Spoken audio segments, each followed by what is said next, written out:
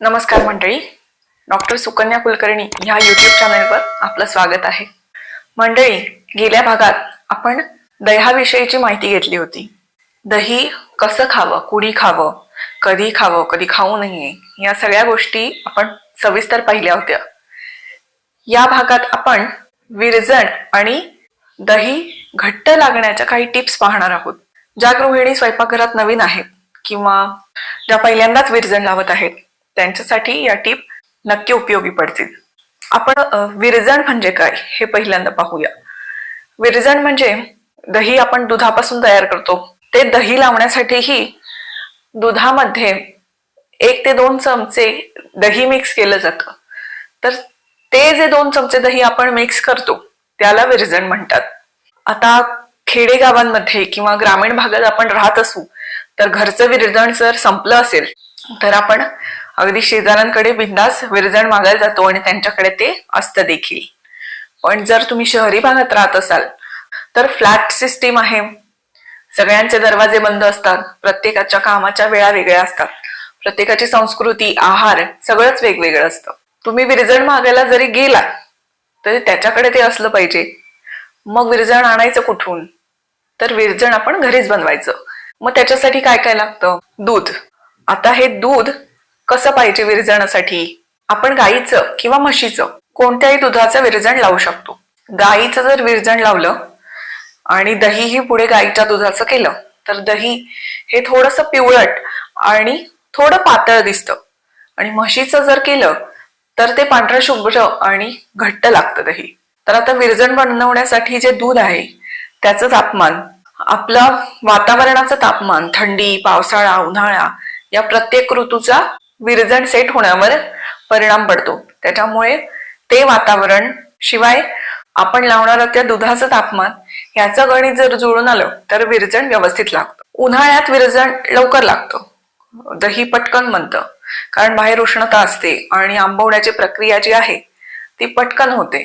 पावसाळ्यात आणि हिवाळ्यात वातावरण थंड असतं, त्याच्यामुळे विरजण सेट व्हायला सुद्धा वेळ लागतो. मग विरजण घेण्यासाठी दूध कसं पाहिजे? तर उकळी काढून कोमट झालेलं निरसं दूध किंवा कच्चं दूध जे तापवलं नाहीये त्याचं विरजण आणि दही दोन्ही लावायचं नाही. उकळवूनच दूध घ्यायचं आणि कोमट पाहिजे. खूप गरम, खूप थंड असं नाही पाहिजे.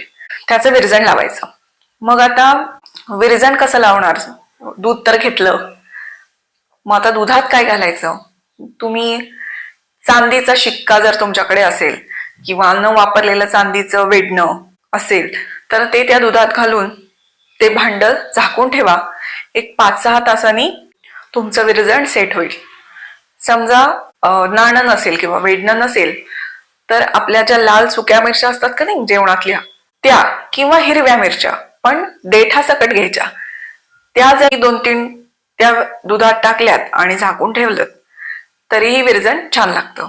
किंवा 1-2 थेंब लिंबू रस जर टाकला दुधात तर त्याचंही विरजण चांगलं लागतं. बरं, हे झालं विरजणाचं. पण विरजण करण्यासाठी भांड कुठलं घ्यायचं? तुम्ही मातीचं, चिनी मातीचं, काचेचं, झालंच तर चांदीचं भांड सुद्धा विरजणासाठी घेऊ शकता. फक्त प्लास्टिकचं भांड घ्यायचं नाही. प्लास्टिक हे आपल्या शरीरासाठी घातक आहे, त्यामुळे या बाकीच्या भांड्यांमध्ये तुम्ही विरजण लावा. मातीच्या भांड्यात विरजण लावू शकता. एक 5 ते 6 तासात तुमचं विरजण तयार होतं. बरं, आता विरजण तर तयार आहे. आता पुढे दही लावायचं. मग दही कसं लावायचं? दही घट्ट हवंय आपल्याला. तर मी सांगितलं जसं विरजण ज्या भांड्यात सांगितलं त्याच भांड्यांमध्ये म्हणजे मातीच्या, चिनी मातीच्या, काचेच्या किंवा चांदीच्या भांड्यात दही लावायचं. दह्यासाठी सुद्धा दूध जे घेऊ ते कोमटच पाहिजे.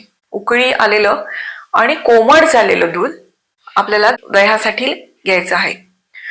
मग ते दही लावताना तुम्ही जे पात्र घ्याल, मातीच्या पात्रात दही अतिशय सुंदर लागतं.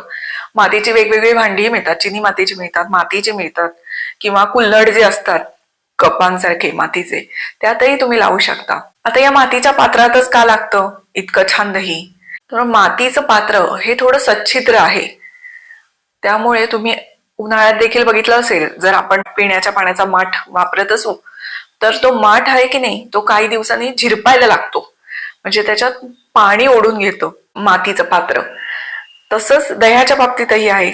जे दुधात जो काही पाण्याचा अंश आहे तो ओढून घेतं मातीचं भांड, त्यामुळे दह्याला थिकनेस जो घट्टपणा आहे तो चांगला यायला मदत होते आणि एकदम वडी दही ज्याला म्हणतो आपण घट्ट, ते मातीच्या पात्रात जास्त चांगलं होतं. तर तुम्ही कोणतंही घ्या प्लास्टिक सोडून, तुमच्याकडे जे असेल ते. चौकोनी पात्रातही दही खूप चांगलं लागतं. ते कोमट दूध घ्यायचं, ज्या भांड्यात विरजण लावायचं त्या भांड्यात ते ओतायचं आणि जे आपण आता विरजण लावलेलं आहे की नाही ते थोडंसं 1-2 चमचे घ्यायचं, त्याच्यात थोडंसं दूध घालायचं आणि छान त्याच्या गुठळ्या मोडायच्या, फेटायचं, ते चांगलं एकजीव करायचं आणि मगच ते त्या दुधात ओतायचं आणि झाकून ठेवायचं. बाहेर थंडी असेल किंवा पावसाळ्याचे दिवस असतील तर तुम्ही दह्याचं भांड जे आहे ते एका कापडात किंवा टॉवेलमध्ये गुंडाळून लपेटून ठेवा. याने टेम्परेचर मेंटेन राहायला मदत होते. किंवा गॅस जवळ जरी ठेवलात तरी तिथे उबदार वातावरण असतं, तिथे ठेवू शकता. ह्या काही गोष्टी फॉलो करायला पाहिजेत. या काही गोष्टी फॉलो केल्या का तुमचं दही नक्की चांगलं लागेल. हे असं लावलेलं दही 6 ते 7 तासात व्यवस्थित लागतं. शक्यतो जे दही ज्या दिवशी आपण लावणार आहोत त्याच दिवशी संपवावं, तेवढंच लावावं. कारण जुनं शिळं झालेलं दही किंवा ते दही खूप दिवस राहिलं तर आंबट होतं. त्यामुळे असं दही खाऊ नये, याने तुम्हाला त्रासच होईल. जर ताजं दही खाल्लं तर त्याचे फायदे शरीराला चांगले होतील, जे आपण पहिल्या भागात बघितलेले आहेत. आणखी एक महत्वाची गोष्ट, जर विरजण आंबट झालं तर तुमचं दही पण आंबट होणार. विरजण गोड असेल तर दही गोड होणार. ही एक गोष्ट लक्षात ठेवायची. त्याच्यामुळे खूप जुनं, खूप दिवसांचं विरजण पुन्हा परत दही करायला वापरायचं नाही. तुम्हाला दही पाहिजे तेवढंच बनवत जा, ज्या दिवशी कराल त्या दिवशी संपवायचं. 1-2-3 दिवस, आता दही जास्त झालंय म्हणून ते 2-3 दिवसात त्यातलं विरजण काढून पुढचं दही लावलं तर दही खराब होतं. त्याच्यामुळे नियमाने थोडं तरी विरजण रोज लावत जावा, म्हणजे तुम्हाला त्याचं ताजं दही मिळत जाईल. तसंच दही घट्ट लागलं तरी दही खाताना तसंच्या तसं वडी दही तसंच खायचं नाही, ते पचायला अतिशय जड आहे. त्यामुळे प्रत्येक वेळी दही खाताना ते थोडंसं हलवून घ्या, त्याच्या गुठळ्या मोडून घ्या आणि मगच खा. थोडं पातळ झालं ना का त्यातला कार्बन डायऑक्साईड उडून जातो आणि ऑक्सिजन त्याच्यात जायला मदत होते आणि ते पचायला हलकं होतं. त्यामुळे प्रत्येक वेळी दही जरी घट्ट आवडत असलं तुम्हाला, मी ज्या टिप्स सांगितल्यात तसं तुम्ही लावा, पण खाताना ते तसंच्या तसं खायचं नाही. ते थोडंसं फेटायचं किंवा त्याच्या गुठळ्या मोडायच्या आणि मगच ते खायचं. तसं दह्यामध्ये काय गुण आहेत हे मी तुम्हाला सांगितलेलं आहे. प्रोबायोटिक, प्रोटीन असतं त्याच्यात. तसंच केसांनाही चांगलं आहे. केस तुमचे ड्राय असतील किंवा कोंडा असेल, ड्राय स्काल्प असेल तर दही 2 चमचे आणि 1 चमचा त्रिफळा चूर्ण असं मिक्स करून त्याची पेस्ट जरी स्काल्पला लावलीत तरी तुम्हाला फायदा होईल.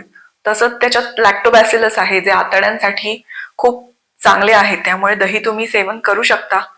ज्यांना दही खाऊन त्रास होतो त्यांनी कोणते उपाय करायचे हे मी पहिल्या भागात सांगितलेलं आहे.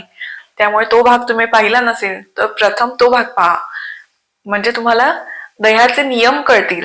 दही खाऊन होणारा त्रास टाळता येईल. असेच नवनवीन व्हिडिओ पाहायचे असतील तर चॅनेलला लाईक, शेअर, सबस्क्राईब करा. तोपर्यंत नमस्कार.